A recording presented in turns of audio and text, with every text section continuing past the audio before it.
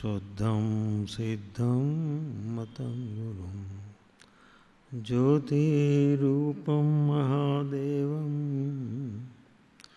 लोकालोकप्रकाशकं कतरागद्वेषमोहा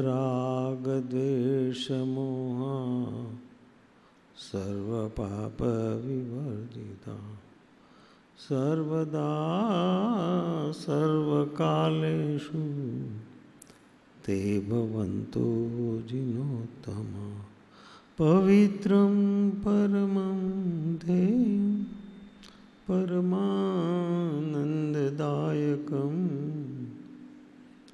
भुक्तिमुक्तिप्रदं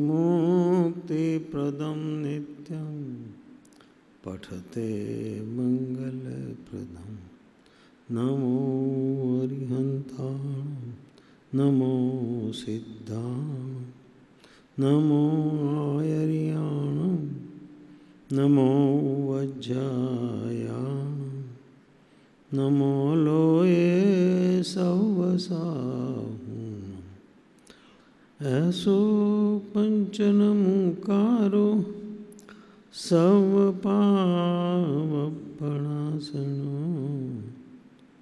मंगलाणंच सव्येसिं परमं हवै मंगलम् ओंकारं बिन्दुसंयुक्तं नित्यं ध्यायन्ति योगिनः कामदं मोक्षदं चैव ओंकाराय नमो नमः अज्ञानतिमिरान्धानां ज्ञानाञ्जनशलाकया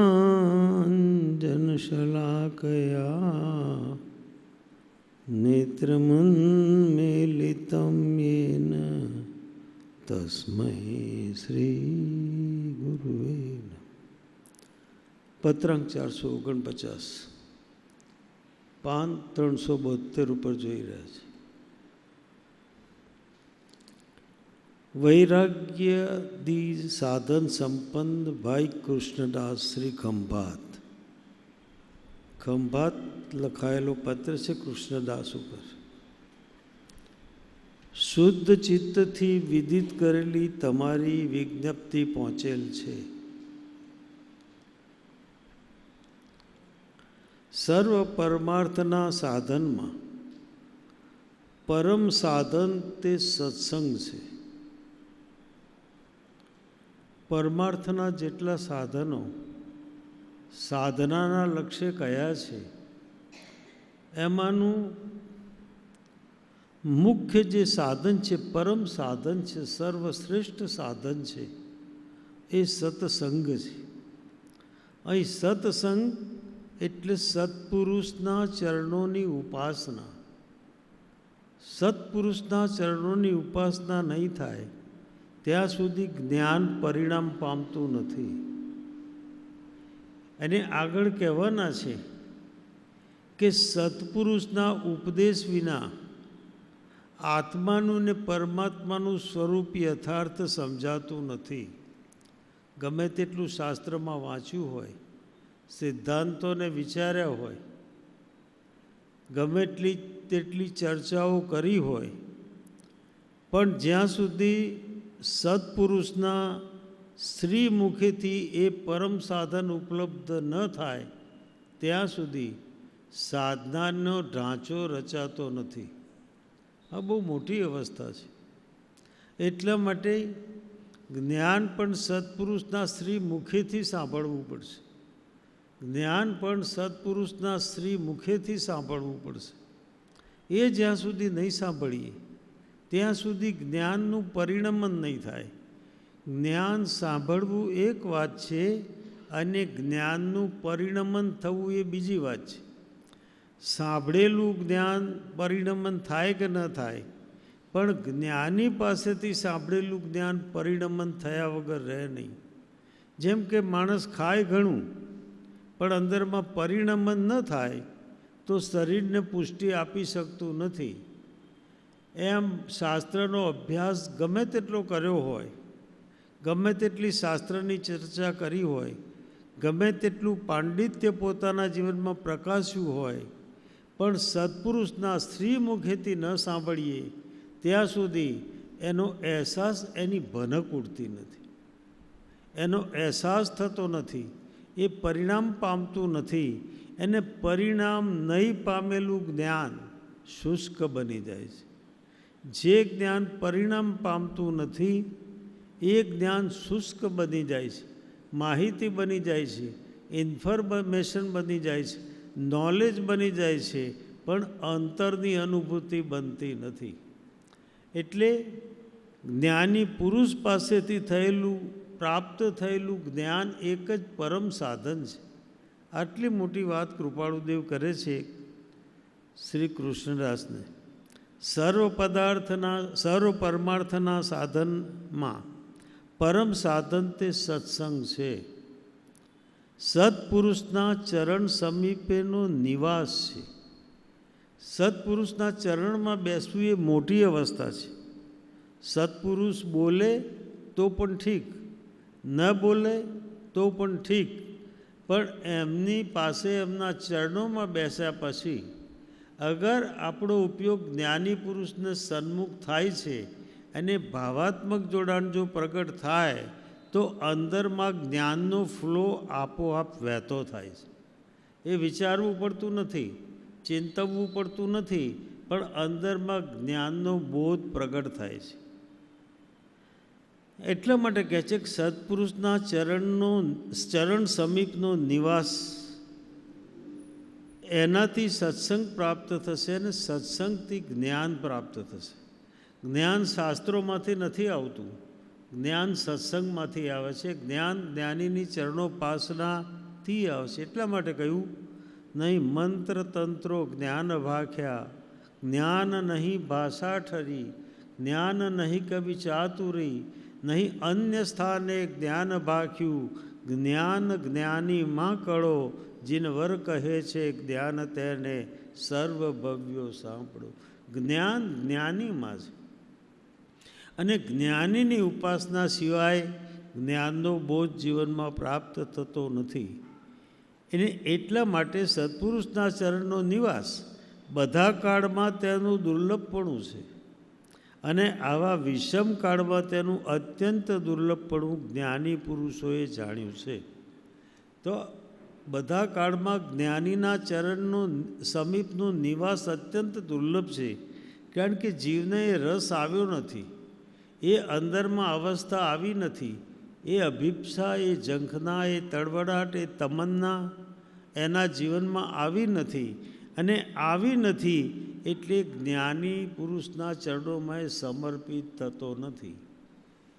આપણે ઘણી વખત એમ માનીએ છીએ કે આજ્ઞાપાલન એટલે જ્ઞાની કહે કે આ વસ્તુ લઈએ એમને લાવીએ એટલે આજ્ઞાપાલન કર્યું. આજ્ઞાપાલન એ નથી. આજ્ઞાપાલન એ ભાવદશા છે. આજ્ઞાપાલન એ આંતરિક અવસ્થા છે. જ્ઞાની કંઈ કહેતા નથી, શિષ્ય કંઈ માગતો નથી, અને બેની વચ્ચે જે આદાન પ્રદાન થાય એને કહેવાય આજ્ઞાપાલન. એને કહેવાય આજ્ઞાપાલન. જેમ કે લગ્ન થયા પછી પત્નીને દરરોજ સૂચનાઓ આપવી પડે છે કે આ પ્રમાણે કરો, આ પ્રમાણે કરો, આ પ્રમાણે કરો, કે ઓટોમેટિક થાય છે. આ તો આપણો અનુભવ છે ને, આપણે કંઈ કહેવું પડતું નથી, વિચાર વિમર્શ કરવો પડતો નથી, કોઈ આજ્ઞા કરવી પડતી નથી, પણ બધા કામ થાય છે કે નથી થતા. એમ જ્ઞાની પુરુષના ચરણમાં જ્યારે નિવાસ થાય એનો અર્થ એ થયો કે જ્ઞાની પુરુષની ભાવસૃષ્ટિ સાથે જ્યારે આપણી ભાવસૃષ્ટિનું જોડાણ થાય છે ત્યારે અંદરમાં ભાવાત્મક ભૂમિકા રચાય છે અને ભાવાત્મક ભૂમિકામાં તમામ અવસ્થાઓ પ્રગટ થાય છે. આટલી મોટી સંભાવના અંદર રહેલી છે. કૃપાળુદેવ કહે છે કે જ્ઞાનીની પ્રવૃત્તિ એવું બને કે જ્ઞાન દશા થયા પછી જ્ઞાનીની પ્રવૃત્તિ હોય એવું બને, કારણ કે જ્ઞાનીની પ્રવૃત્તિ પૂર્વના ઉદય કાળના કારણે છે. એટલે જ્ઞાનીને પ્રવૃત્તિ હોય પણ એમની પ્રવૃત્તિ કેવી છે? કૃપાળુદેવ કહે છે જ્ઞાની પુરુષોની પ્રવૃત્તિ જેવી હોતી નથી. પ્રવૃત્તિ જેવી હોતી નથી એટલે રાચી માચીન કરેલી હોતી નથી, ઈરાદાપૂર્વક કરેલી હોતી નથી, અપેક્ષાપૂર્વક કરેલી હોતી નથી. એમની પ્રવૃત્તિ સ્વાભાવિક પૂર્વકાળના પૂર્વ નિબંધનના ઉદયના કારણે છે. એટલે એ પોતાને રસપૂર્વકની હોતી નથી, પણ ઊના પાણીને વિશે જેમ અગ્નિપણાનો મુખ્ય ગુણ કહી શકાતો નથી, તેમ જ્ઞાનીની પ્રવૃત્તિ છે. ગરમ પાણી હોય ને અગ્નિ હોય તો અગ્નિથી પાણી ગરમ થાય છે, પણ અગ્નિ પાણીમાં પ્રવેશતો નથી. પાણી ગરમ તો અગ્નિથી થાય છે, પણ અગ્નિ પાણીમાં પ્રવેશતો નથી.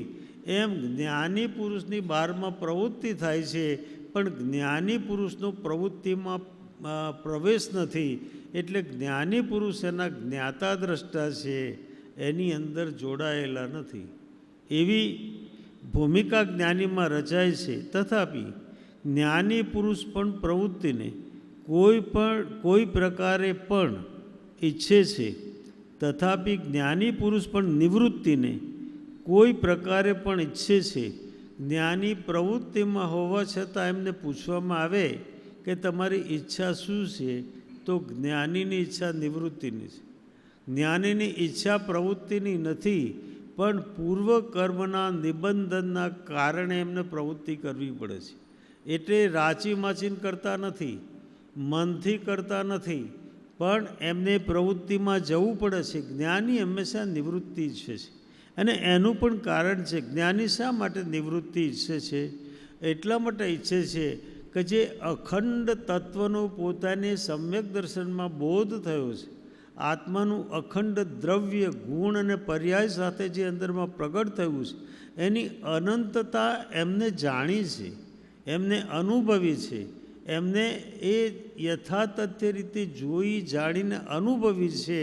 એટલે જગતની તમામ અવસ્થાઓ શુષ્ક બની જાય છે, નિરસ બની જાય છે. એ નિરસ બનવાના કારણે જગતની ગમે તેવી પ્રવૃત્તિ હોય પણ જ્ઞાની નિવૃત્તિ ઈચ્છે છે. જ્ઞાનીને પ્રવૃત્તિમાંથી રસ ઉડી જાય છે. પૂર્વે આરાધન કરેલા એવા નિવૃત્તિના ક્ષેત્રો શું થાય છે? જ્ઞાનીના ચિત્તની દશા શું છે? જ્યારે પણ જ્ઞાની પ્રવૃત્તિમાં હોય ત્યારે જ્ઞાનીના ચિત્તની દશા શું છે? તો પૂર્વમાં આરાધન કરેલા એવા નિવૃત્તિના ક્ષેત્રો વન, ઉપવન, જોગ, સમાધિ, સત્સંગ આદિ જ્ઞાની પુરુષને પ્રવૃત્તિમાં બેઠા બેઠા વારંવાર સાંભળી આવે છે. વારંવાર એની સ્મૃતિ થાય છે. વારંવાર ચેતના ત્યાં ચાલી જાય છે. ઉપયોગ વારે ઘડીએ ત્યાં ચાલ્યો જાય છે. અને એના કારણે એમને જ્યાં જે સ્થળોએ સાધના પૂર્વમાં અથવા પૂર્વના ભાવમાં કરી છે, ત્યાં આગળ એમનું ચિત્ત પહોંચી જાય છે. એટલે જે પ્રવૃત્તિ દેખાય છે, પણ જ્ઞાની પ્રવૃત્તિ વચ્ચે નિવૃત્ત છે.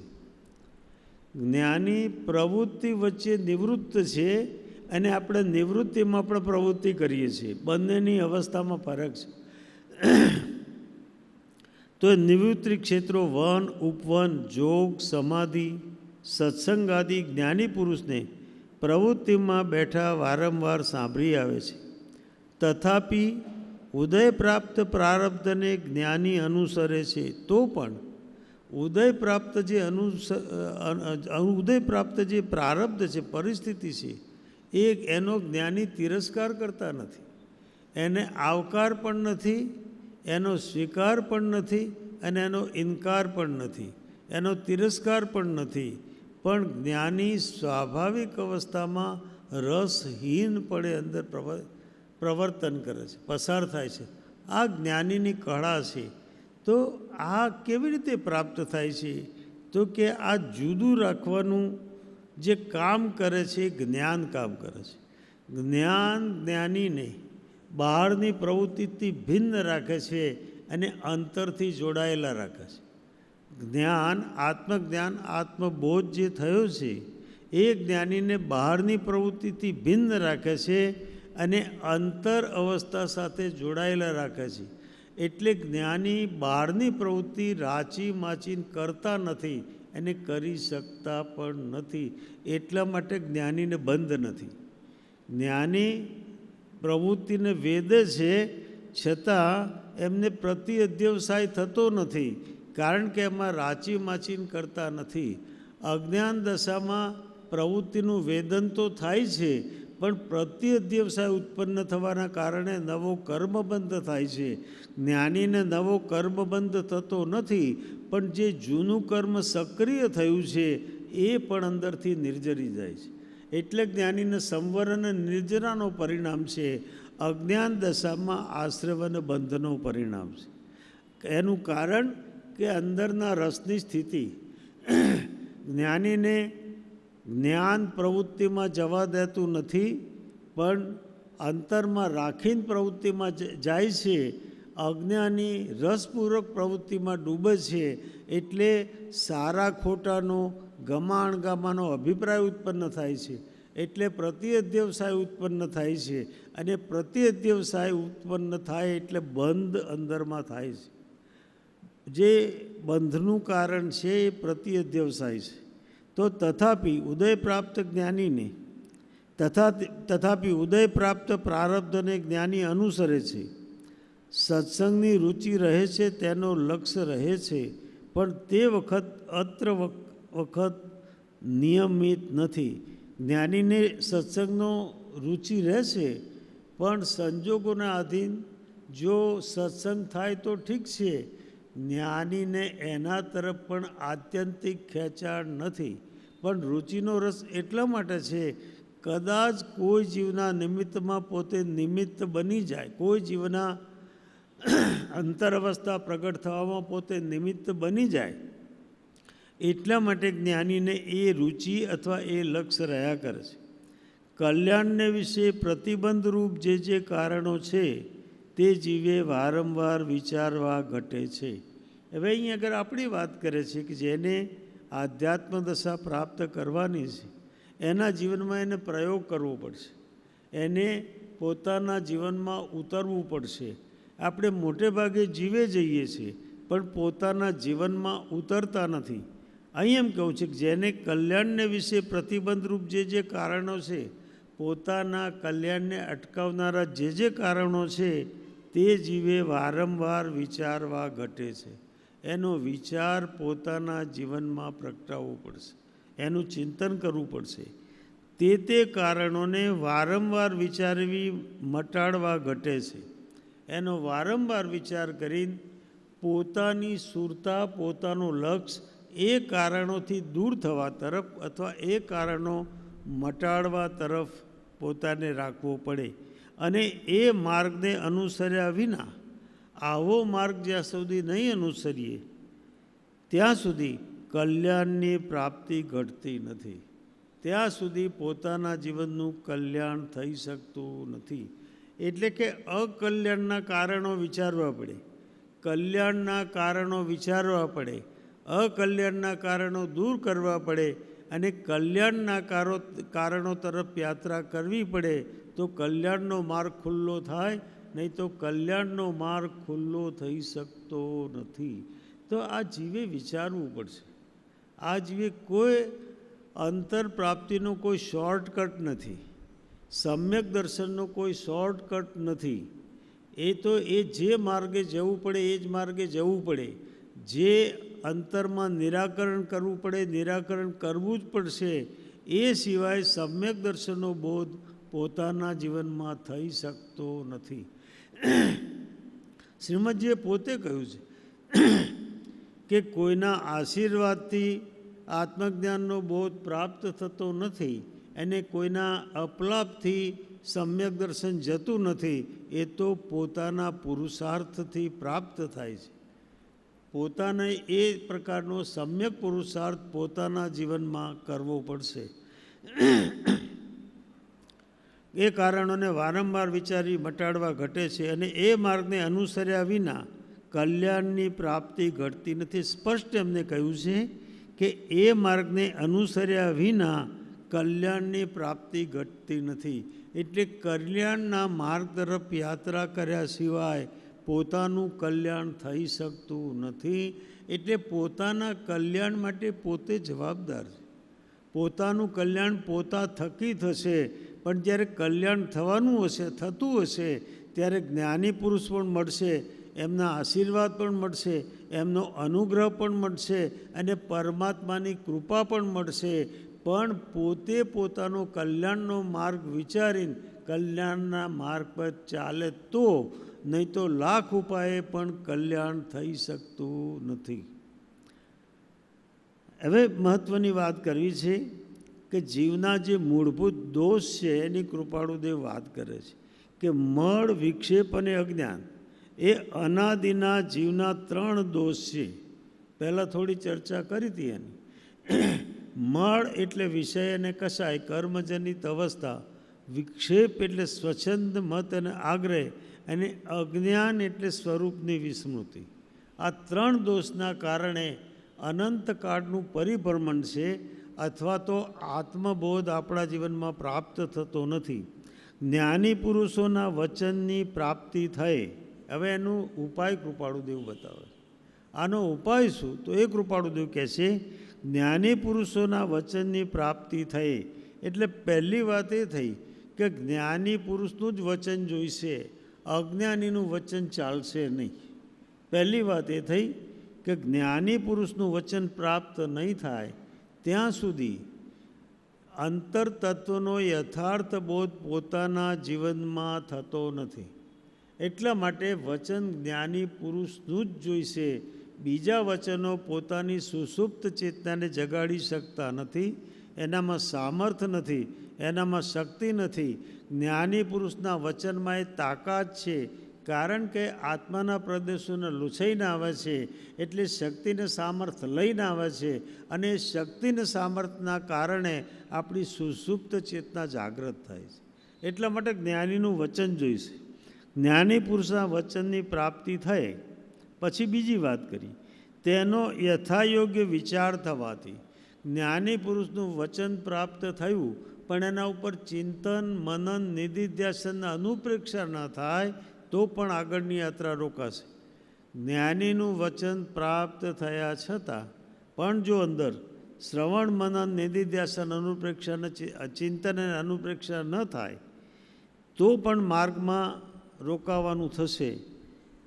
તો એ થવાથી, યથાયોગ્ય વિચાર થવાથી અજ્ઞાનની નિવૃત્તિ હોય છે. અંતમાં અજ્ઞાન નિવૃત્ત થાય છે.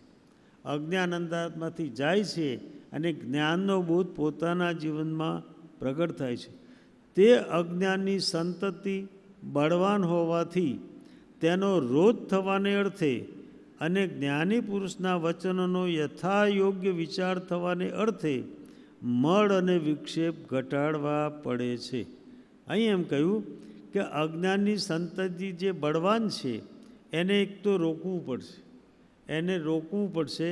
અને બીજું, જ્ઞાની પુરુષના વચનોનો યથાયોગ્ય વિચાર થવો જોઈશે. જ્ઞાની જે વચન આપે છે એના ઉપર પોતાનું સ્વકીય ચિંતનની ધારા થવી જોઈએ, ચિંતનની ધારા પ્રગટ થવી જોઈએ. એ ચિંતનની ધારા પ્રગટ ન થાય અને જ્ઞાનીનું વચન સાંભળીને આપણે કંઈ પણ એ તરફ લક્ષ ન આપીએ અથવા ચિંતન ન કરીએ તો બીજા જાણેલા જ્ઞાનમાં એ જે વાક્યની ધારા છે ખોવાઈ જશે.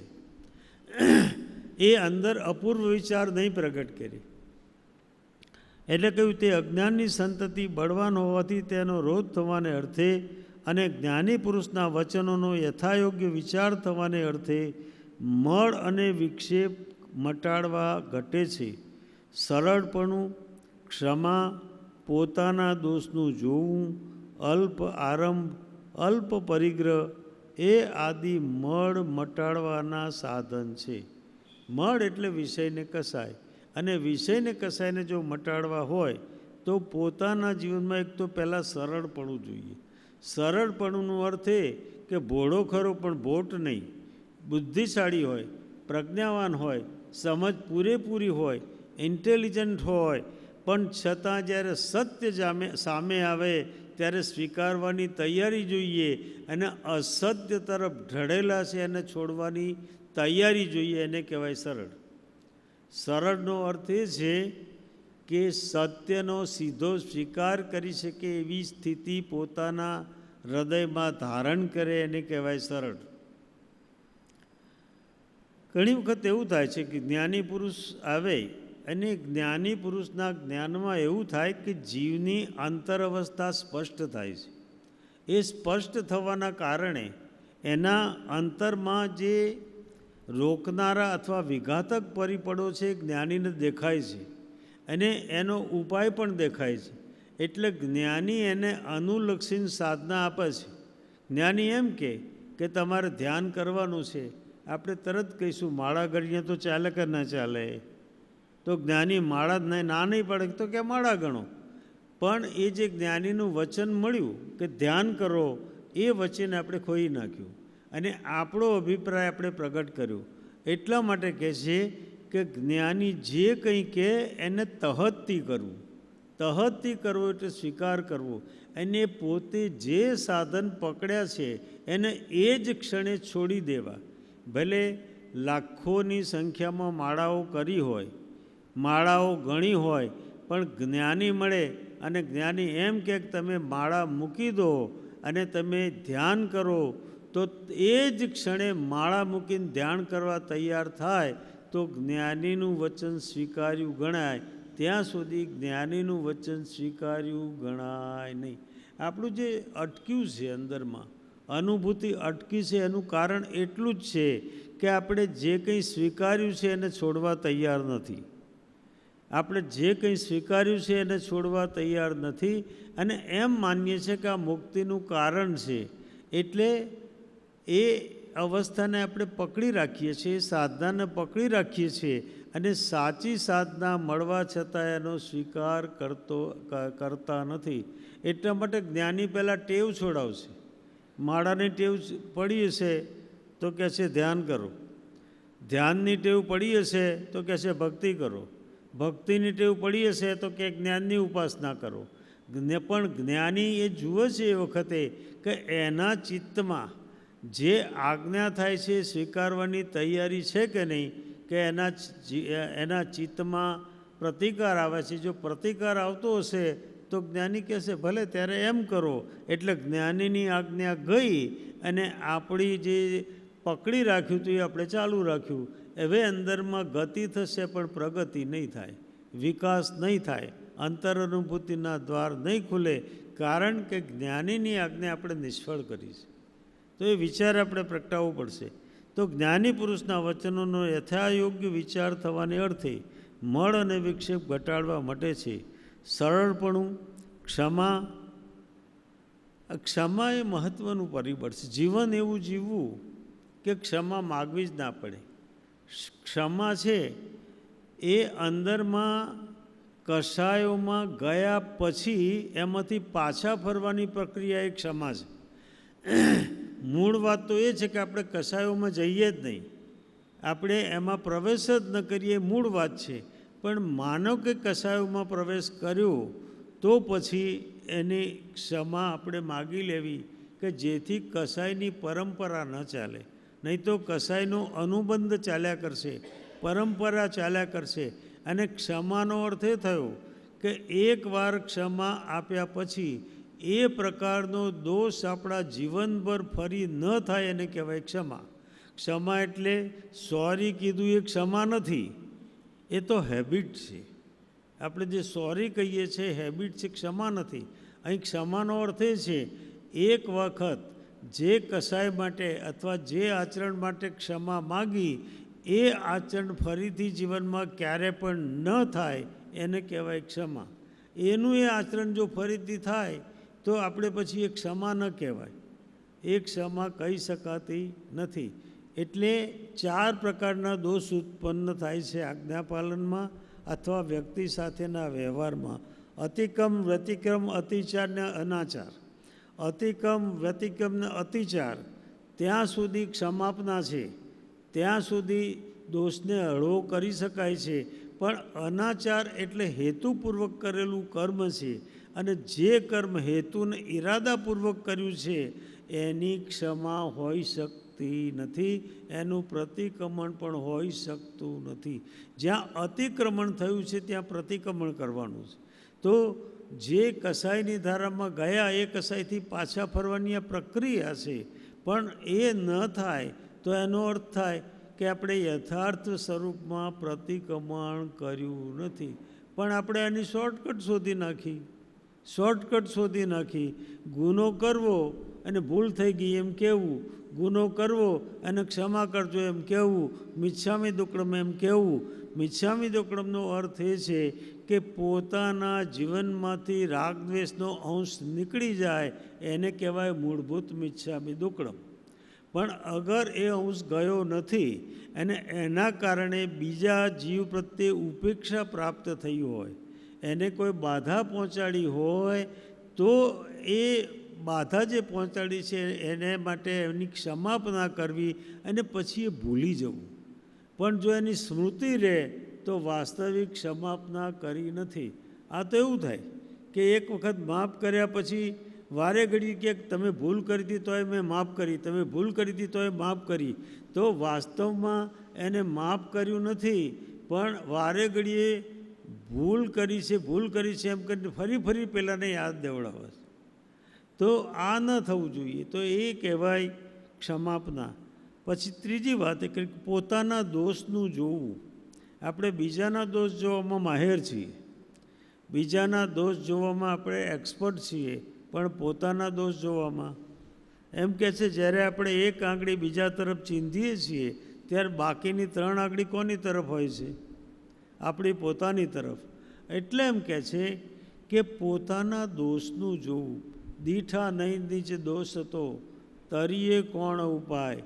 પોતાના દોષ પોતે જોયા નહીં તો દોષનું નિરાકરણ નહીં થાય, દોષની ઓળખાણ નહીં પડે, અને દોષની ઓળખાણ નહીં પડે તો દોષ જીવનમાંથી જશે નહીં. દોષ જીવનમાંથી જશે નહીં તો નિર્દોષ અવસ્થા પ્રગટ થઈ શકતી નથી. બીજું અલ્પારંભ ને અલ્પ પરિગ્રહ, એટલે જેનાથી પાપનું બંધ થાય એવા આરંભ અને સમારંભ પોતાના જીવનમાં કરવા નહીં, અને કરવા પડે તો દુખતા હૃદયે કરવા, કે જેથી રાચી માચી ન થાય અને એના પ્રત્યેનું જોડાણ ન થાય. આદિ મળ મટવાના સાધન છે. આનાથી મળ પોતાનો એટલે કર્મના પ્રવાહો જીવનમાંથી તૂટશે, ઓછા થશે. અને જે વિક્ષેપ છે એ કૃપાળુદેવ કહે છે જ્ઞાની પુરુષની અત્યંત ભક્તિ તે વિક્ષેપ મટવાનું સાધન છે. વિક્ષેપ એટલે સ્વચ્છંદ મત અને આગ્રહ. જ્ઞાની પુરુષના ચરણોમાં જવાથી સ્વચ્છંદ મત અને આગ્રહ મોડા પડે. પોતાની મેળે પોતાનો સ્વચ્છંદ ન જાય, પોતાની મેળે પોતાનો મત ન જાય, પોતાની મેળે પોતાનો આગ્રહ ન જાય, પણ જાતા સદગુરુ શરણમાં અલ્પ પ્રયાસે જાય. જાતા સદગુરુ શરણમાં અલ્પ પ્રયાસે જાય. સદગુરુના શરણમાં જવાથી એ વિક્ષેપ ક્ષણભરમાં નાશ પામે છે. આવી મોટી સંભાવના આપણા જીવનમાં રહી છે. એટલે કહ્યું કે જ્ઞાની પુરુષની અત્યંત ભક્તિ. ભક્તિ એ પ્રેમનું પ્રાગટ્ય છે, અને પ્રેમમાં અહંકાર અને સ્વચ્છંદ રહી શકતો નથી. પ્રેમમાં અહંકાર પણ નથી રહી શકતો અને સ્વચ્છંદ પણ રહી શકતો નથી. એટલે જેવી ભક્તિ પ્રગટ થાય એવો અહંકાર અને સ્વચ્છંદ ઓટોમેટિક ઓગળવાનો શરૂ થાય છે. એને કાઢવો પડતો નથી, એને દૂર કરવો પડતો નથી, પણ અંદરમાં જ્ઞાની પુરુષની આત્યંતિક ભક્તિ પ્રગટ થતાની સાથે જ સ્વચ્છંદ મત અને આગ્રહ આપોઆપ અંદરમાં ઓગળી જાય છે. જ્ઞાની પુરુષના સમાગમનો અંતરાય રહેતો હોય, એવું બને કે જ્ઞાની પુરુષ સાથે ન રહી શકાય, અને જ્ઞાની પુરુષ સાથે સતત રહેવાનો યોગ ન પણ થાય એવું બને જીવનમાં. અને મોટે ભાગે એવું જ બને છે, કારણ કે જ્ઞાની તો વિચરે ઉદયાધીન પોતાના ઉદય પ્રમાણે વર્તે છે. આપણે કહે છે ને આત્મજ્ઞાન સમદર્શિતા વિચરે ઉદય પ્રયોગ અપૂર્વવાણી પરમશ્રુત સદગુરુ લક્ષણ યોગ. એ ઉદયના પ્રયોગ એટલે જે પ્રકારના ઉદય હોય એ પ્રકારનું એમનું વિચરણ છે. વિચરણ એને કહેવાય કે જે ઉદયને અનુલક્ષીને જે જાય છે, ફરે છે, બહાર જવું પડે છે, એને કહેવાય વિચરણ. પણ પોતાની ઈચ્છાથી જાય એને કહેવાય ફરવું. એટલે જ્ઞાનીનું વિચરણ છે, અને પૂર્વ કર્મના ઉદયના કારણે છે. એટલે જ્ઞાની પુરુષના સમાગમનો અંતરાય રહેતો હોય તે પ્રસંગમાં વારંવાર તે જ્ઞાની પુરુષની દશા, ચેષ્ટા અને વચનો નિરખવા. એમના વચનોને યાદ કરવા, એમની ચેષ્ટાઓને યાદ કરવી, એમની પાસે જે બેઠા હોય ને સત્સંગ થયો હોય એને યાદ કરવો, સંભાળવું, સ્મૃતિમાં લાવવું અને વિચારવું, એનું ચિંતન કરવું. કયા અર્થમાં, કયા સંદર્ભમાં, શું પ્રયોજન છે, પરસ્પર સંદર્ભનો પોતાના ચિત્તમાં વિચાર કરવો પડશે. જ્ઞાની સાથે અનુસંધાન કરવું હોય તો એનો સંદર્ભ વિચારવો પડશે. વળી તે સમાગમના અંતરાયમાં, પ્રવૃત્તિના પ્રસંગોમાં અત્યંત સાવધાનપણું રાખવું ઘટે છે. એવું બને કે આપણે સંસારમાં છીએ તો સંસારની પ્રવૃત્તિ રહેવાની, તો એ સંસારની પ્રવૃત્તિમાં પણ જાગૃતિપૂર્વક પ્રવર્તન કરવું પડશે. જાગૃતિપૂર્વક પ્રવર્તન કરવું પડશે. એમ કે છે કોઈ રાજમાર્ગ ઉપર ચાલતો હોય તો કેવી રીતે ચાલે? પણ ચાલતા ચાલતા એવી કેડી આવી જાય કે જેની બંને બાજુ ખીણ હોય, એ કેડી ઉપર ચાલતો હોય તો વ્યક્તિ કેવી રીતે ચાલશે? એમ સંસારની પ્રવૃત્તિમાં પડવું પડે તો જાય ખરા, પણ પૂરેપૂરી જાગૃતિપૂર્વક પસાર થાય, નહીં તો ઉપયોગ સમગ્રપણે ડૂબી જશે પ્રવૃત્તિમાં અને પોતાને ખ્યાલ પણ રહેશે નહીં. અને અંદરમાં જે અંકુરણ સાધનાનું થયું હશે એ અંકુરણ મુરઝાતા વાર લાગશે નહીં. કારણ કે સાધના પરિપક્વ થઈ નથી, માત્ર અંકુરણ થયું છે અને અંકુરણ મુરઝાતા વાર લાગતી નથી.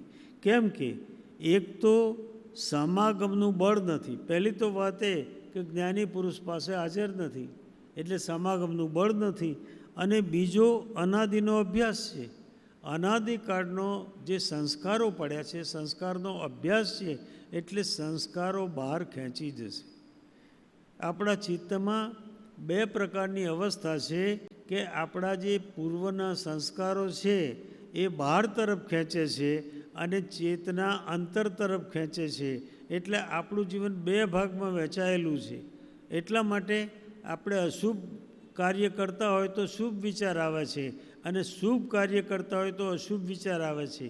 કારણ કે જીવનનો એક ભાગ અંતર તરફ ઢળેલો છે અને જીવનનો બીજો ભાગ સંસ્કારો તરફ ઢળેલો છે. એટલે અંદરમાં શુભાશુભ વિચારો આપણા જીવનમાં પ્રગટ થાય છે. બીજો અનાદિ અભ્યાસ છે જેનો, એવી સહજાકાર પ્રવૃત્તિ છે, સહેજે સહેજે એમાં ઢળી ગયેલા પ્રવૃત્તિ, એવી પ્રવૃત્તિ છે જેથી જીવ આવરણ પ્રાપ્ત હોય છે. ઘરનું, જ્ઞાતિનું કે બીજા એવા કામોનું કારણ પડે ઉદાસીન ભાવે પ્રતિબંધરૂપ જાણી પ્રવર્તન કરવું ઘટે છે. જુઓ, ઘરનું કામ હોય, જ્ઞાતિનું કામ હોય અથવા બીજા કોઈ કામો હોય, પણ અંતરતત્વ સાથેનું અનુસંધાન જો છૂટી ગયું તો અંદરમાં અનર્ગત કર્મની વર્ગણાઓ વળગ્યા વગર રહેશે નહીં. એટલા માટે કે અંતરમાં રહીને બહારમાં કામ કરવાનું છે. બહારમાં કામ કરવું પડે એવી પરિસ્થિતિ હોય, સંસાર પ્રાપ્ત હોય, ઘરનું કામ હોય, જ્ઞાતિનું કામ હોય, ધર્મના કારણે પણ કામ હોય, વહીવટ કરવાનો હોય, તો અંતર જાગૃતિ ચાલી ન જાય એની જાગૃતિ રાખવી પડશે. પોતાની ચેતનાને અંતર્મુખી રાખવી પડશે. તેવા કામોનું કારણ પડે ઉદાસીન ભાવે. ઉદાસીન ભાવે એટલે રાચી માચી નહીં, પોતે અંદરમાં ડૂબી નહીં, તન્મય થઈ નહીં, એક રૂપ એક રસ થઈ નહીં, પણ એનાથી જુદા રહીને એને પ્રતિબંધ રૂપ જાણી, અને આ પણ મને પ્રતિબંધ કરનારું છે, મારી આધ્યાત્મિક ધારાને રોકનારું છે, એમ જાણીને પ્રવર્તન કરવું ઘટે છે. એમ જાણીને પ્રવર્તન કરવું, પણ રાચી માચીને સંસારના કામમાં ડૂબવું નહીં. તે કારણોને મુખ્ય કરી કોઈ પ્રવર્તન કરવું ઘટતું નથી, અને એમ થયા વિના પ્રવૃત્તિનો અવકાશ પ્રાપ્ત નહીં થાય. આ સિવાય પ્રવૃત્તિમાંથી અવકાશ એટલે સમય પ્રાપ્ત નહીં થાય, અને સમય પ્રાપ્ત નહીં થાય તો આંતર અવસ્થા સાથે અનુસંધાન કરી શકાશે નહીં. આંતર અવસ્થા સાથે અનુસંધાન કરી શકાશે નહીં. આત્માને ભિન્ન ભિન્ન પ્રકારની કલ્પના પડે વિચારવામાં લોકસંજ્ઞા, ઓગ સંજ્ઞા અને અસત્સંગ એ કારણો છે. જેની જેવી કલ્પના હોય એવો આત્માનો વિચાર આવે છે. મતિવાનને કૃપાળુદેવે લખ્યું છે, મતિવાનના આત્મા મતિવાન લાગે છે. જે પ્રકારે ચિત્તમાં વિચારો ઉપસી આવે છે એવો આપણને આત્મા દેખાય છે, પણ આત્મા તો નિરંજન નિરાકાર છે. આત્માની ભિન્ન ભિન્ન પ્રકારની કલ્પના વડે વિચારવામાં લોકસંજ્ઞા, લોકો જે વિચારે એ પ્રમાણે આત્માનો વિચાર, ઓગ સંજ્ઞા, ગતાનું ગતિક પ્રમાણે આત્માનો વિચાર અને અસત્સંગ, અસત્સંગના કારણે આત્માનું યથાર્થ સ્વરૂપ આપણા જીવનમાં પ્રગટ થતું નથી. આત્માને આપણે યથાર્થ સ્વરૂપમાં જાણતા નથી. એ કારણો છે. જે કારણમાં ઉદાસીન થયા વિના, એ કારણમાં ઉદાસીન થવું પડે, એ કારણો પ્રત્યેથી પાછા ફરવું પડે, એ કારણો પ્રત્યે આપણો જોડાવ, આપણો લગાવ આપણે છોડવો પડે. તો ઉદાસીન થયા વિના નિસત્વ એવી લોક સંબંધી, આ જે સત્વ વગરની, જેનામાં સાત્વિકતા નથી, એવી લોક સંબંધી જપ તપ આદિ ક્રિયામાં સાક્ષાત મોક્ષ નથી. આવી ક્રિયામાં મોક્ષ, સાક્ષાત મોક્ષ પ્રાપ્ત થતો નથી. અને કૃપાળુદેવ કહે છે પરંપરાથી પણ મોક્ષ પ્રાપ્ત થતો નથી. આપણે સમાધાન કરી લઈએ છીએ, આજે નહીં તો પણ ધર્મ ક્રિયા કરતાં કરતાં કરતાં ક્યારેક તો મોક્ષ થશે ને, ક્યારેય નહીં થાય એમ કૃપાળુદેવ કહે છે. એમ કહ્યું કે નિસત્વ એવી લોક સંબંધી જપ તપ આદિ ક્રિયામાં સાક્ષાત મોક્ષ નથી અને પરંપરા મોક્ષ પણ નથી. એમ માન્યા વિના નિસત એવા અસત શાસ્ત્ર અને અસદ ગુરુ, જે આત્મ સ્વરૂપ આવરણના મુખ્ય કારણો છે. અસત શાસ્ત્રે અને અસદ ગુરુ એ આપણા આત્મ સ્વરૂપના આવરણના કારણો છે. એટલા માટે કહે છે ગુરુ કરવાની ઉતાવળ કરવા જેવી નથી. અખાએ તો એમ કર્યું કે ગુરુ કર્યા મેં ગોકુળનાથ, ગરડા બળદને ગાલીનાથ, ધન હરે પણ દોખો ન હરે, અખા એવા ગુરુને શું કર્યું? જે પોતાના જીવનમાં પોતાના કલ્યાણનો વિચાર કરતા નથી, કલ્યાણનો માર્ગ આપતા નથી, એ ગુરુ પાસે રહીને શું કરવું છે, શું મેળવવું છે? આપણે યાત્રા કરવા નીકળ્યા છીએ તો આપણી યાત્રા તો કમસે કમ થવી જોઈએ ને. તો તેને સાક્ષાત જુઓ. કૃપાળુદેવે કઠોર શબ્દો વાપર્યા છે. તેને સાક્ષાત આત્મઘાતી જાણ્યા વિના, આત્માનો ઘાત કરનારી જાણ્યા વિના. કઈ? તો અસત શાસ્ત્ર અને અસત ગુરુ, આ બંને એવા પરિબળો છે કે જે આત્મઘાતી પરિબળો છે એમ જાણવું. એ તેને સાક્ષાત આત્મઘાતી જાણ્યા વિના જીવને જીવના સ્વરૂપનો નિશ્ચય થવો બહુ દુર્લભ છે. પોતાના સ્વરૂપનો નિશ્ચય થઈ શકતો નથી. પોતાના સ્વરૂપનો નિશ્ચય થતો નથી અને અત્યંત દુર્લભ છે, બહુ દુર્લભ છે, અત્યંત દુર્લભ છે.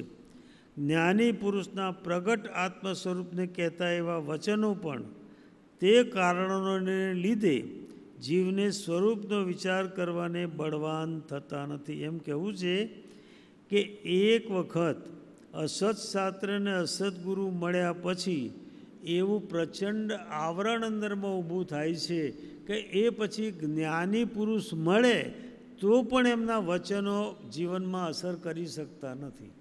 કારણ કે આપણી પકડ એટલી મજબૂત થાય છે કે પકડ મજબૂત થવાના કારણે જ્ઞાની પુરુષ સામે હોવા છતાં પણ જ્ઞાની પુરુષનો સ્વીકાર કરી શકતા નથી. કૃપાળુદેવના સમયમાં આ થયું હતું. કૃપાળુદેવના સમયમાં કૃપાળુદેવની વાણીનો વિરોધ કરનારા સાધુઓ હતા. સાધુઓ એમની વાણીનો વિરોધ કરતા હતા. સંસારીને તો આત્મજ્ઞાન હતું છે, સંસારીને કેવું થાય તો અમને થાય, એમને થોડું થાય, આવું કહેનારા એ સમયમાં હતા. કૃપાળુદેવનો વિરોધ કરનારા હતા. અને અત્યારે પણ એ વખતે તો હતા, પણ અત્યારે પણ કૃપાળુદેવનો વિરોધ કરનારા, એમના વચનામૃતનો વિરોધ કરનારા અત્યારે નથી એમ નથી, એ સ્વીકારતા તો નથી પણ વિરોધ પણ કરે છે. તો એમની સમજ એવી છે, એમનો વિચાર એવો છે, એમનું પરિભ્રમણ એ પ્રકારનું છે, તો એટલા માટે વિરોધ સિવાય બીજું શું કરશે? જ્ઞાની પુરુષને તો એનાથી કંઈ અફસોસ થતો નથી, અથવા જ્ઞાની પુરુષને એનાથી કંઈ લાગતું વળગતું નથી. પણ જે જીવ જ્ઞાની પુરુષનો વિરોધ કરે છે, અપલાપ કરે છે, એના પોતાના માટે અનંતાનુબંધીના બંધનું કારણ બને છે. અનંતાનુબંધી કર્મો એના જીવનમાં બંધાય છે, અને એવું પ્રચંડ આવરણ પોતાના ચૈતન્ય ઉપર પેદા થાય છે. તો તેને સાક્ષાત આત્મઘાતી જાણ્યા વિના જીવના સ્વરૂપનો નિશ્ચય થવો બહુ દુર્લભ છે, અત્યંત દુર્લભ છે. જ્ઞાની પુરુષના પ્રગટ આત્મ સ્વરૂપને કહેતા એવા વચન જુઓ. જ્ઞાની પુરુષના પ્રગટ આત્મ સ્વરૂપને કહેતા એવા વચનો. પ્રગટ એટલે આત્માની સાક્ષીએ, આત્માની અનુભૂતિએ જ્ઞાની પુરુષ વચન કહે છે, એટલા માટે એને પ્રગટ કહ્યા છે. એવા પ્રગટ વચનો પણ તે કારણોને લીધે જીવને સ્વરૂપનો વિચાર કરવાને બળવાન થતા નથી. હવે એવો નિશ્ચય કરવો ઘટે છે. તો પછી કૃપાળુદેવ કહે છે શું કરવું? તો હવે એવો નિશ્ચય કરવો ઘટે છે કે જેને આત્મ સ્વરૂપ પ્રાપ્ત છે, પ્રગટ છે, તે પુરુષ વિના બીજો કોઈ તે આત્મ સ્વરૂપ યથાર્થ કહેવા યોગ્ય નથી. જ્ઞાની પુરુષ સિવાય કોઈ આત્મ સ્વરૂપને યથાર્થ કહી શકતું નથી. કારણ કે જ્ઞાની પુરુષ જોયેલું બોલે છે, વાંચેલું બોલતા નથી. જે વાંચેલું બોલે છે એ આત્મા વિશે વાત કરે છે, અને જે જોયેલું બોલે છે એ આત્માની વાત કરે છે. એટલે જ્ઞાની પુરુષ આત્માને જેમ જોઈને વાત કરે છે, એટલે એમના જેવી યથાર્થ સ્વરૂપ કહેવા જે યોગ્ય કોઈ નથી. અને તે પુરુષથી આત્મા જાણ્યા વિના જ્ઞાની પુરુષ સિવાય આત્માને જાણવાની કોશિશ કરીએ છે, તો તે પુરુષથી આત્મા જાણ્યા વિના બીજો કોઈ કલ્યાણનો ઉપાય નથી. જ્ઞાની પુરુષ થકી આત્માને જાણવો પડશે. જ્ઞાની પુરુષના ચરણોમાં આત્માની ઉપાસના કરવી પડશે, તો જ માર્ગ પ્રશસ્ત થશે. નહીં તો માર્ગ પ્રશસ્ત થતો નથી, અને કષાયોની માત્રા પોતાના જીવનમાં ઘટતી નથી, પોતાના જીવનમાં કલ્યાણનું કારણ થતું નથી. તે પુરુષથી આત્મા જાણ્યા વિના આત્મા જાણ્યો છે, કલ્યાણનો ઉપાય નથી. અને તે પુરુષથી આત્મા જાણ્યા વિના આત્મા જાણ્યો છે એવી કલ્પના મુમુક્ષુ જીવે સર્વથા ત્યાગ કરવી ઘટે છે. અહીં આત્માની અનુભૂતિની વાત નથી, પણ આત્માનું સ્વરૂપ જાણ્યું છે. જ્ઞાની પુરુષના શ્રીમુખેથી જ્યાં સુધી આત્માનું સ્વરૂપ ન જાણીએ ત્યાં સુધી આત્માનું યથાર્થ સ્વરૂપ જાણ્યું છે એમ કહી શકાય એવું નથી. તો જીવે સર્વથા ત્યાગ કરવી ઘટે છે. તે આત્મારૂપ પુરુષના સત્સંગની નિરંતર કામના રાખી, આવા આત્મ સ્વરૂપ પુરુષ પ્રાપ્ત થાય એની ઈચ્છા કરવી, એની કામના રાખવી, ઉદાસીનપણે લોક ધર્મ સંબંધી, કર્મ સંબંધી પરિણામે છૂટી શકાય એવી રીતે વ્યવહાર કરવો. એટલે રાચી માચીને ડૂબવું નહીં. લોક સંબંધી વ્યવહાર હોય કે કર્મ સંબંધી વ્યવહાર હોય, પણ એમાં રાચી માચીને જવું નહીં, રસપૂર્વક જવું નહીં. પણ માત્ર પોતાને જવું પડે છે માટે જવું છે, તો દુખતા હૃદયથી જવું, દુખતા હૃદયથી જવું. જે વ્યવહાર કર્યામાં જીવને પોતાની મહત્તાદીની ઈચ્છા હોય તે વ્યવહાર કરવો યથા યોગ્ય નથી. જે વ્યવહારની અંદર પોતાનો અહંકાર પોસાતો હોય, અહંકાર પોષવાની ઈચ્છા હોય, અહંકારને બળ મળતું હોય, એ વ્યવહાર જીવનમાં કરવા જેવો નથી. અમારા સમાગમનો હાલ અંતરાય જાણી નિરાશતાને પ્રાપ્ત થવું ઘટે છે. તથાપિ તેમ કરવા વિશે ઈશ્વરેચ્છા જાણી સમાગમની કામના રાખી પરસ્પર જેટલો પરસ્પર મુમુક્ષુ ભાઈઓનો સમાગમ બને તેટલું કરવું, જેટલું બને તેટલું પ્રવૃત્તિમાંથી વિરક્તપણું રાખવું. સત્પુરુષના ચરિત્રો અને માર્ગાનુસારી સંતો થઈ ગયા સુંદરદાસ, પ્રીતમ, અખા, કબીર આદિ જેઓના વચનો અને જેનો ઉપદેશ આત્માને મુખ્ય કહેવા વિશે છે એવા વિચારસાગર ને સુંદરદાસના ગ્રંથ, આનંદગંજી, બનારસીદાસ, કબીર, અખા વગેરેના પદ એ ગ્રંથોનો પરિચય કરવો. અને એ સૌ સાધનમાં મુખ્ય સાધન એવો શ્રી સત્પુરુષનો સમાગમ કરવો. આ બધો સમાગમ કરવા છતાં પણ અંદરમાં સ્પષ્ટ વિચાર સ્થિર થવો જોઈએ કે કોઈ પણ હિસાબે સત્પુરુષનો અથવા જ્ઞાની પુરુષનો સમાગમ શ્રેષ્ઠ છે એવો પ્રબળ વિચાર અંદરમાં પ્રવર્તવો જોઈએ. આ તો ઓલ્ટરનેટિવ વ્યવસ્થા કહી. સત્પુરુષનો સમાગમ નથી તો શું કરવું એની વ્યવસ્થા કહી. પણ સત્પુરુષનો સમાગમ પ્રાપ્ત થાય તો આ બધું પડતું મૂકીને સત્પુરુષના ચરણોમાં બેસી જવું. અમારા સમાગમનો અંતરાય જાણી ચિત્તને પ્રમાદનો અવકાશ આપવો યોગ્ય નહીં. કદાચ એવું પડે જ્ઞાની પુરુષ ન મળે તો પોતાના ચિત્તમાં પ્રમાદ ન રાખવો, પણ આરાધના, સત્સંગ અને વિચારધારા પોતાની નિરંતર પ્રગટાવતા રહેવું. પરસ્પર મુમુક્ષુ ભાઈઓનો સમાગમ અવ્યવસ્થિત થવા દેવો યોગ્ય નહીં. નિવૃત્તિના ક્ષેત્રનો પ્રસંગ ન્યૂન થવા દેવો યોગ્ય નહીં.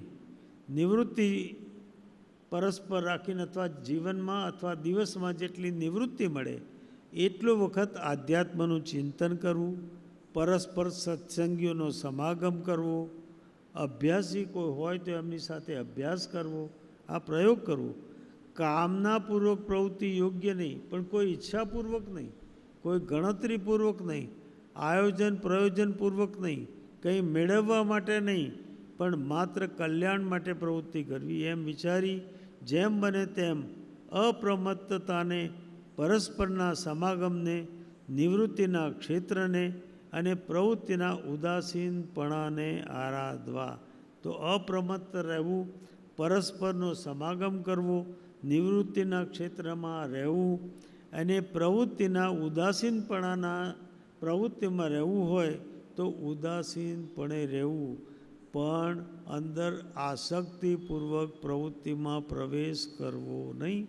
નહીં તો જે કંઈ અંદરમાં કંઈ પણ જો સાધના ઉગી હશે તો પણ એ સાધના ચાલી જતાં વાર લાગશે નહીં.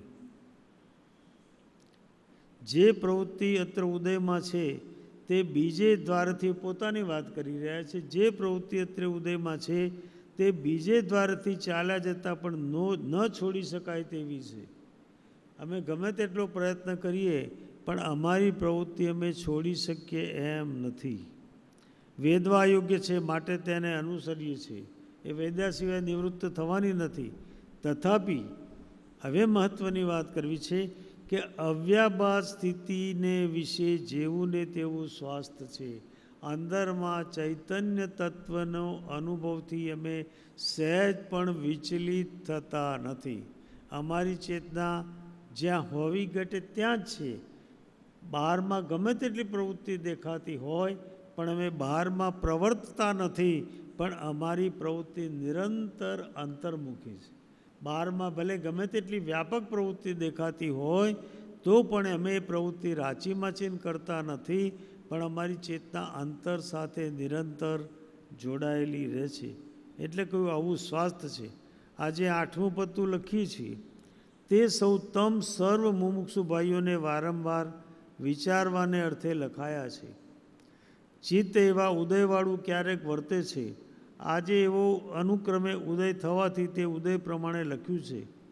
અમે સત્સંગની તથા નિવૃત્તિની કામના રાખીએ છીએ.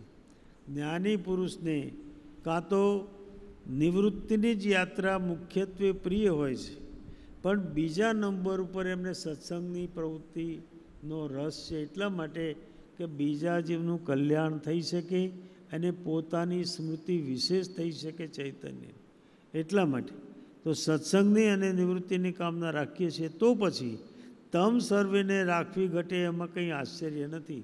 જો અમે આત્મદશા પછી પણ અમારી પ્રવૃત્તિ અંતર્મુખી રાખવા માગતા હોય તો તમારે શું કરવું પડે? એટલે એ જે વખતના મુમુક્ષુ હતા એમને કહે છે કૃષ્ણદાસભાઈ અને સાથેના મુમુક્ષુ, તો અમારે રાખવું પડે તો તમારે પણ તમારે રાખવું પડે એમાં કંઈ આશ્ચર્ય નથી.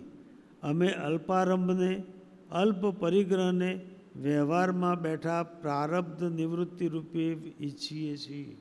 અમે સમજીએ છીએ કે અમારા પ્રારબ્ધની અમે નિવૃત્તિ કરી રહ્યા છીએ. મહત આરંભ અને મહત પરિગ્રહમાં પડતા નથી. મોટો આરંભ અને મોટા પરિગ્રહમાં અમે પડતા નથી.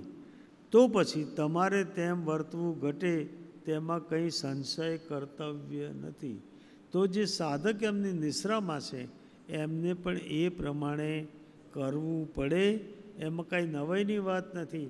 અને એ પ્રમાણે કર્યા સિવાય અંતરતત્વ સાથે અનુસંધાન નહીં થાય. અને અનુસંધાન તૂટતા વાર લાગશે નહીં, કારણ કે બહારના પરિબળો કોઈ પણ ક્ષણે ખેંચી જશે. બહારના પરિબળો પોતાને ખેંચી જશે અને ખબર પણ નહીં પડે એ રીતે એ વિભાવ દશામાં પરિણામી થઈ જશે. એટલા માટે કહે છે કે જાગૃતિ રાખવી પડશે. અત્યારે સમાગમ થવાના જોગનો નિયમિત વખત લખી શકાય એમ સૂઝતું નથી, એ જ વિનંતી. તો હમણાં અમારો સમાગમ થઈ શકે એમ નથી, કારણ કે એમની દશા એવી છે કે જે આ પ્રવૃત્તિમાં રહેવું પડે છે અને અંદરમાં નિવૃત્તિ છે. અને બંને અવસ્થાને જ્ઞાની પુરુષની કળા છે કે બેલેન્સ રાખી શકે છે. બહારમાં પ્રવૃત્તિ અને અંદરમાં નિવૃત્તિ, એ બંને અવસ્થાને જ્ઞાની બેલેન્સમાં રાખી શકે છે. અને બેલેન્સમાં રાખવાનું કામ આત્મજ્ઞાન કરે છે. આત્મજ્ઞાન સિવાય પોતે બેલેન્સમાં નહીં રાખી શકે અને ક્યાંક ને ક્યાંક ઢળી જશે. મોટે ભાગે તો વિભાવમાં અથવા તો આરંભ અને સમારંભમાં ઢળ્યા વગર રહેશે નહીં. પણ જ્ઞાની પોતાનું જે ચેતસિક સ્વાસ્થ્ય છે, જે અસ્તિત્વનું સ્વાસ્થ્ય છે, એ જેવું ને તેવું રાખી શકે છે. એનું પરિણામ એ નિરંતર અંતર્વૃત્તિમાં વર્તે છે. બાહ્ય પ્રવૃત્તિમાં દેખાવા છતાં એ લેશ માત્ર બાત એ પ્રવૃત્તિમાં નથી અને સમગ્રપણે અંતર પ્રવૃત્તિમાં ગળા ડૂબશે. એવી જ્ઞાનીની દશા છે. એટલા માટે કહે છે જ્ઞાનીને બહારથી જોતા આવડે તો જોવા. અનેક વાક્ય કૃપાળુદેવે કહેલું કે જ્ઞાની જ્યારે ઉદયકર્મને વેચતા હોય ત્યારે કાચા પોચાએ પાસે ન રહેવું. જ્ઞાની જ્યારે ઉદયકર્મને વેચતા હોય ત્યારે કાચા પોચાએ પાસે ન રહેવું. જે સમજી ન શકે, ઓળખી ન શકે અને માત્ર બાહ્ય પ્રવૃત્તિઓને જોયા કરે એને જ્ઞાનીની પાસે રહેવું નહીં. કારણ કે જ્ઞાની પ્રચંડ ઉદયકર્મનો વેદન કરતા હોય અને કર્મો પોતાનો પૂરેપૂરો ખેલ ભજવતા હોય, ભાવ ભજવતા હોય, અને એ અવસ્થામાં જ્ઞાની પોતાની ચેતના સાથેનું અનુસંધાન નિરંતર ને અખંડ રાખતા હોય, એ અવસ્થામાં જ્ઞાનીને જોવા જેવા છે. અને એ અવસ્થામાં જ્ઞાનીને જોતા આવડે એને કહેવાય મુમુક્ષુતા. એ અવસ્થા પ્રાપ્ત થાય તો મુમુક્ષુતા પ્રાપ્ત થાય અને અંતર તત્વ સાથે અનુસંધાન થાય. તો આવી જ્ઞાનીની દશા કૃપાળુદેવે પોતાના શ્રી મુખોથી વર્ણન કર્યું છે. આટલી વાત આજે સૌને પ્રણામ.